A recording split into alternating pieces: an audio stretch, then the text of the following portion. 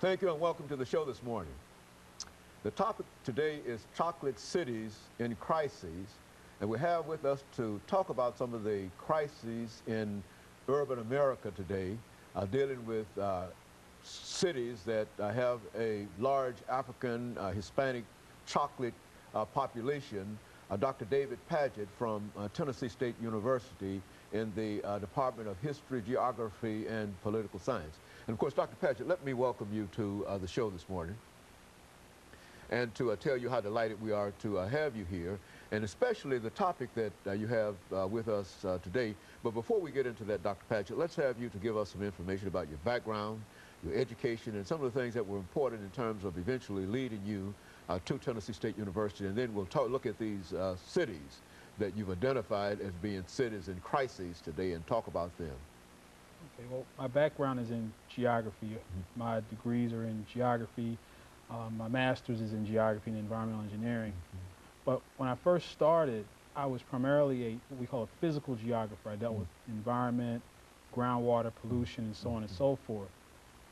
But after I came to Tennessee State University, after teaching for several years in the environmental field, we don't really have an earth science program at TSU. And so I started to evolve into an urban geographer. And one of the things that I've always done is write. Writing is my first love. But when I graduated from high school and started to go to college, I wasn't going to major in journalism. But I've been writing freelance for years. And about 9 years ago, I was reading Money magazine, and they had a list of best cities, and I was reading Forbes magazine, and all these business magazines have their best cities list. And I noticed that Black Enterprise magazine hadn't done that. And so I approached them and asked them, well, why don't you do it? And they said, well, we really don't have the expertise. But fortunately, with my background in demographics and geography, I was able to develop a methodology that they incorporated into their best cities list. And so we've done it in 2001, 2004, and most recently the May 2007 issue of Black Enterprise.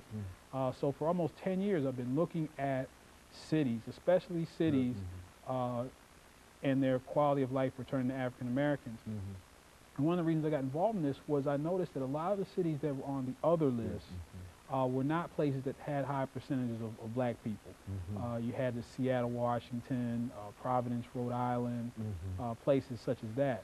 And I said, I bet if we queried African Americans, we'd get a different list of cities, and we did. But what's interesting is while you have cities on the list, such as in 2001, we had Philadelphia was on the list, Detroit was on the list, Baltimore, Maryland was on the list.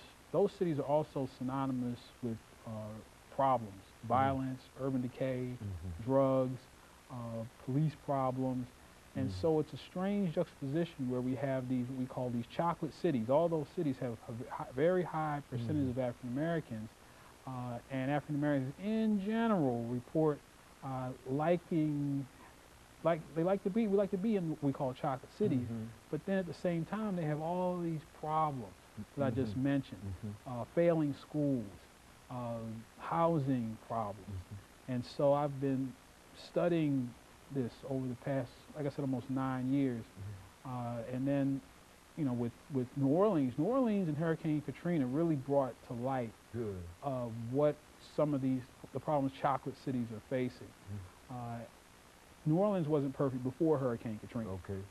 It was always a relatively poor African American population living in some very unequitable conditions in terms of economics, opportunity, et cetera, et cetera. You know, New Orleans being what it is, people kind of overlooked. You had overlooked that. One interesting thing that happened to me is when I went to Mardi Gras one year, the African American community, with the exception of one parade, the Zulu parade, they don't really participate in what we think of as Mardi Gras. It's not theirs. Their thing is the Bayou Classics, which I'm going to be attending next weekend, and also the Essence Festival and the Jazz Fest to some degree. But things weren't really fair, equal, and really festive for black people in New Orleans, and then Hurricane Katrina really just opened that sore up for everybody to see.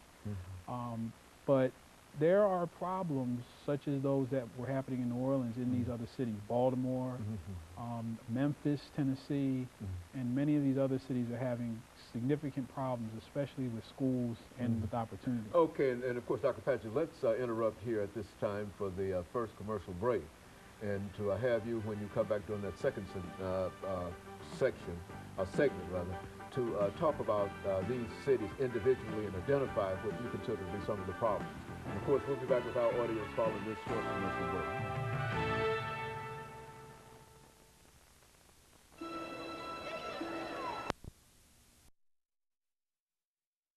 We're talking to Dr. David